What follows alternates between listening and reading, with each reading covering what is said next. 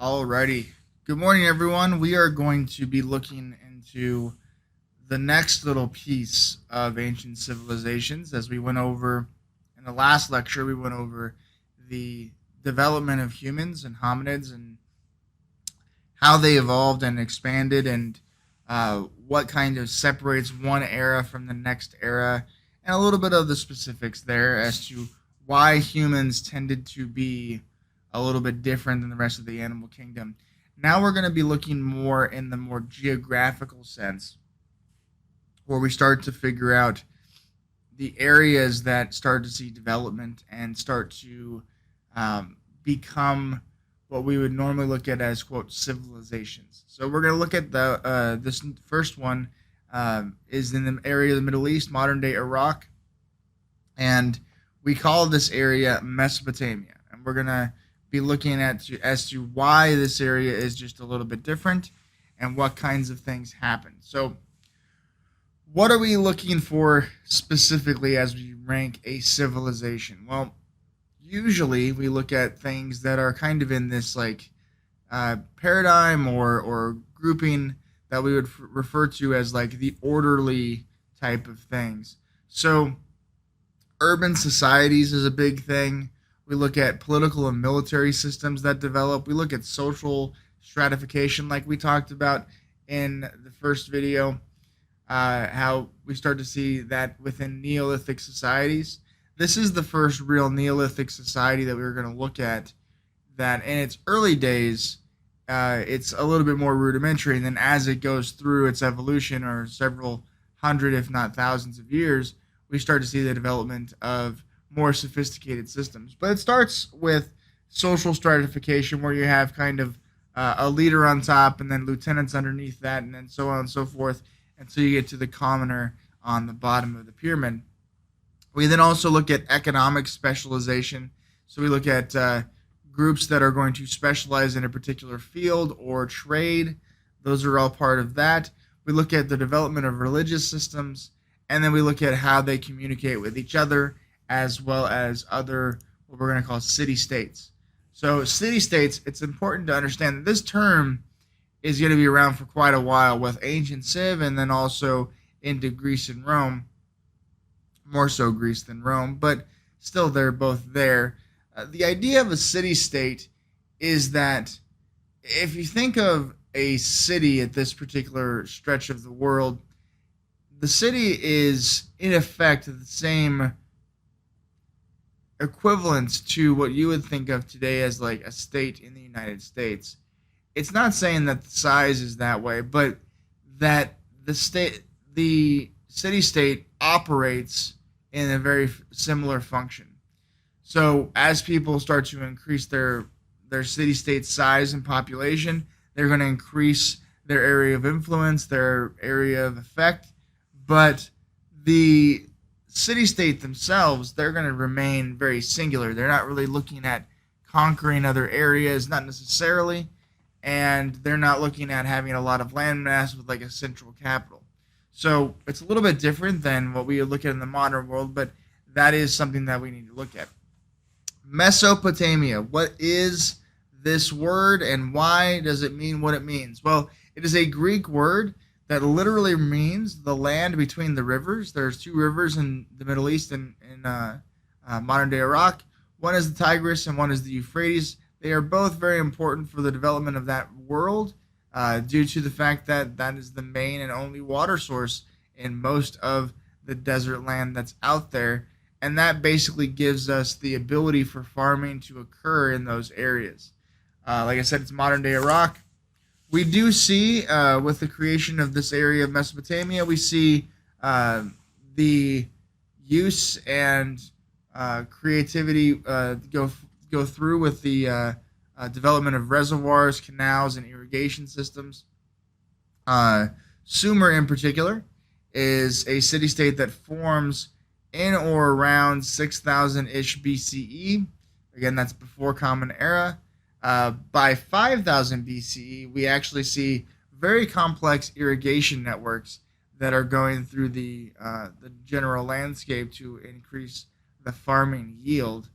Population by 3000 BCE in this region reaches a little over 100,000. So we do see some increased population growth when you go from Paleolithic society, which was about 30 to 50 or so on a good day, and then you go to Neolithic society, and over a couple thousand years, we're a little over 100,000 in some areas.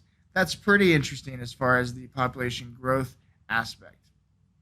So we're going to be looking at early Mesopotamia mainly throughout this particular lecture, and we're also going to examine one of the first, if not the first, what we call epic poems, and that's a story that kind of tells an epic story, epic kind of moral that is trying to explain pieces of humanity to the reader or to the listener, depending on the medium that they're using, and that is the Epic of Gilgamesh.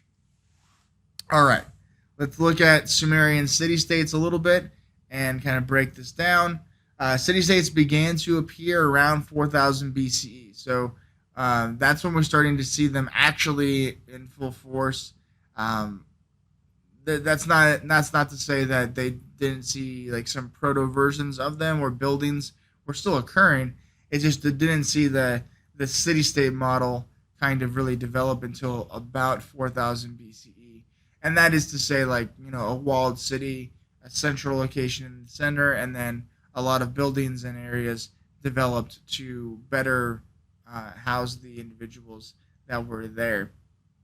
They're going to dominate the region. Sumer is going to dominate the region of modern-day Iraq from about 3200 BCE to about 2350-ish BCE. We do see ziggurats form, which are effectively temples and altars to their local deities, their local gods. That each city-state kind of has a patron god, very similar in nature to the way the Greeks are going to operate with that regard. But a ziggurat is going to be a version of a pyramid in its most basic of forms. It's a stepped pyramid, and then on the top of it, there was a temple to the god of that particular city-state.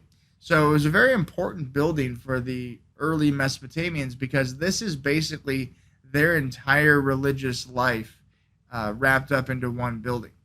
This was a very, very specific set of circumstances that is not normal for this region up to this point. So even though they might have believed in the afterlife or they had other religious systems prior to this, ziggurats are really going to kind of develop in such a way that it's the town hall, the main place of worship when it comes to religion, but also a meeting place for the higher elite. So we're going to see a couple of different dynamics that are going to form as it relates to ziggurats. Again, we're going to see irrigation systems form. We're going to see city-states develop defense networks and defense systems to combat nomadic, different fighting forces that are going to be nomadic, that are going to move around toward their city-states, seeing them as easy places to get resources. And then we're going to see the development of what we're going to call absolute monarchies, which is a king or queen, but most notably in this particular case, a king that has absolute control over its population. So basically, think of it as this is something we're going to actually get to again a couple of times, really, but we're going to look at this again in more detail as it relates to the Middle Ages, because we're going to see something called the divine right of kings form in the Middle Ages, which means that effectively what the claim is that God put the king in place to be king, and otherwise he would not be. So the thought process was, if you rebelled against the king, you rebelled against God himself. So this is going to be kind of the basis of early Mesopotamia as to the absolute monarchy. And we're going to look at this a little bit more in detail. But they're going to use the same general baseline to kind of get the population to accept them and to go about their day. We do see some regional empires, most notably the first large empire would be the Akkadians under Sargon of Akkad.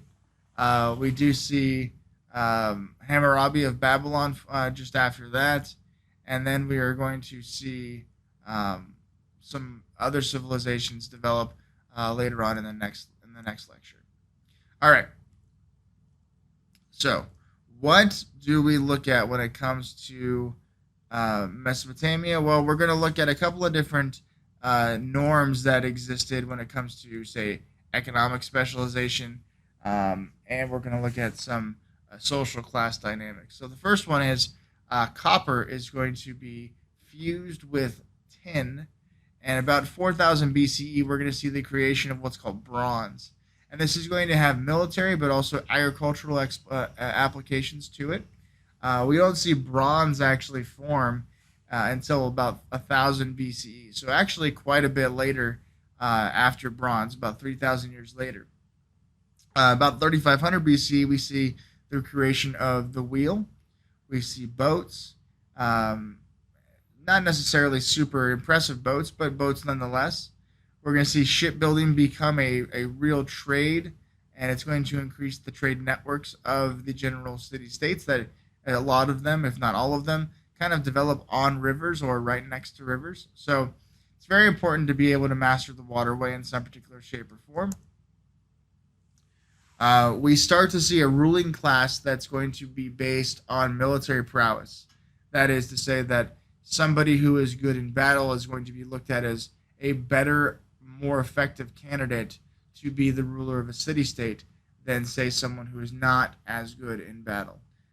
We're going to eventually see this system morph to where the kings are going to be looked at least in some particular way, as blessed by the gods, and they are going to also later on be looked at as offspring of the gods. And we'll revisit this topic specifically when we look at Egypt next week. So we see priestly elites. We see people who are going to start to claim that they speak for the divine, the gods themselves. We're going to see commoners. We're going to see slaves. So it's interesting to note, like a lot of people look at a variety of things when it comes to slavery specifically, and they mainly think of the 1600s to about the 1850s or 1860s with the U.S. Civil War, and they think slavery is basically between these two bookends. Slavery happened basically since humans started building buildings.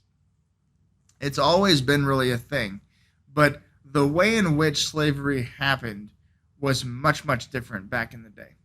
So, how did this happen? How did people become slaves? The most common form of slavery that occurred was if somebody happened to be involved in a war and that side lost the war. So, Group A fights Group B. Group B loses. Group A takes the survivors of Group B in as slaves. So they've basically destroyed their civilization, and they take the people who are left and they make them slaves or as prisoners of war. They also see convicted criminals become slaves, as well as the other couple of classes. But mainly these two groups, the convicted criminals and then prisoners of war. These are going to be where most of the ancient slavery groups are going to derive their slaves from. So it's not the same as slavery as it relates to the 1600s to about the 1860s or so, but it is brutal on its own right. It's just a little bit different how a lot of that system kind of develops from time. So we're going to start seeing this pretty much as soon as we really see civilizations. We're going to start seeing the creation of a slave-based system. And like I said, most of the times it was because they were prisoners of war. Mesopotamia is a patriarchal society. That is to say that men are the top of the food chain. Women are subjugated for a variety of arbitrary reasons. Men are the only ones that can own land. Their relationship status is very specific to their well-being and their life. They have the power to sell their wives and children if they disobey, as well as just other forms of maltreatment. There is a double standard of sexual morality, whereas men are scolded for the most part for being more, sexually free. I guess would be the way to say that. But women, if they committed adultery, they would be drowned or stoned or some variation thereof, and would die because of it. So, very different ways treated for being more, outside of the home kind of environments. Let's see here. All right. So we do see development of writing systems happen around 3000 BCE, about 3000 to 2900 BCE. We see the development of writing systems. Cuneiform is going to be the writing system of the of this particular area of the world in Sumeria, and then we call that group the Sumerians, with the city-state of Sumer. So we have seen some documents be preserved that date back all the way to that far.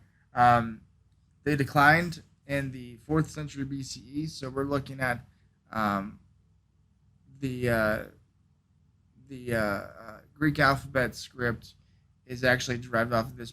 So we're seeing like the amount of documents are going to start to shrink, and the 4th century BCE is kind of a big deal when it comes to the Greek alphabet. But basically, up until then, from about 30,000 BCE to almost 400 BCE, we're going to see quite a bit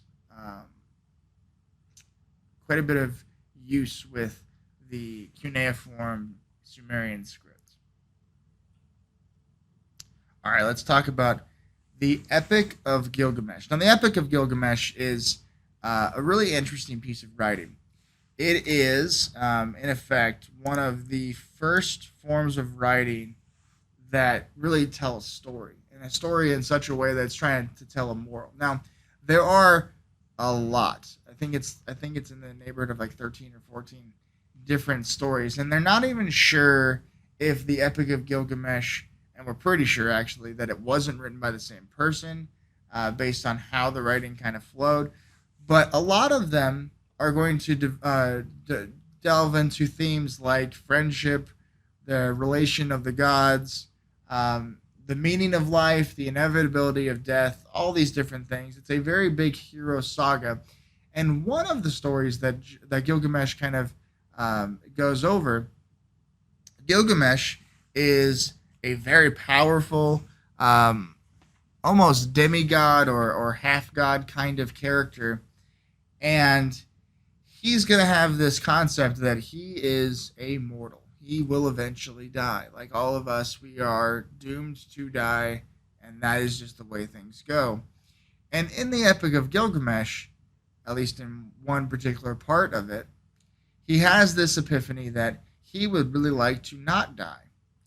And he asks the gods, who are, in this particular story, they are relatives of his, and they send him on these trials to prove to them that he is deserving of immortality. And along the way, as he's learning more about himself, the world, the people in it, he starts to develop this thought about what he really wants from life. And he starts to really think about what the meaning of life is. You're going to hear that concept kind of come back a couple of different times throughout some of these religious and non-religious stories. But the meaning of life is what Gilgamesh is breaking down in his own mind. And with that, he takes this story and he starts to do the trials, very similar to another hero from the Greek literature, Hercules. So Gilgamesh is going to be doing these different trials, and they're feats of strength, feats of wits, and he is going to develop this sense of understanding about humanity generally. And he gets to the end where the gods basically are ready to give him immortality. and he decides that he doesn't want it. And the reason why is, to sum up this particular part, he says to the people, in order for life to matter, in order for humanity to actually matter to the world, it has to be brief. There has to be a point where you eventually will cease to be. So that everything in between, you being born and you being dead, needs to be exceptional between those lines. And what he's saying is that everything between those is actually enhanced because you know there's not something else. There's not another tomorrow. There's not anything going on there. So he's saying, in effect, that the reason why life matters to us, why life matters to the gods, and why life matters to literally everything, is because that eventually it will end. And that's a pretty profound statement for a guy that earlier on in the story wanted to live forever because he thought, well, I could just be the best king ever and never die. And it also shows you what he thinks of the gods, too. Because the gods do live forever in Gilgamesh's time, in Gilgamesh's story.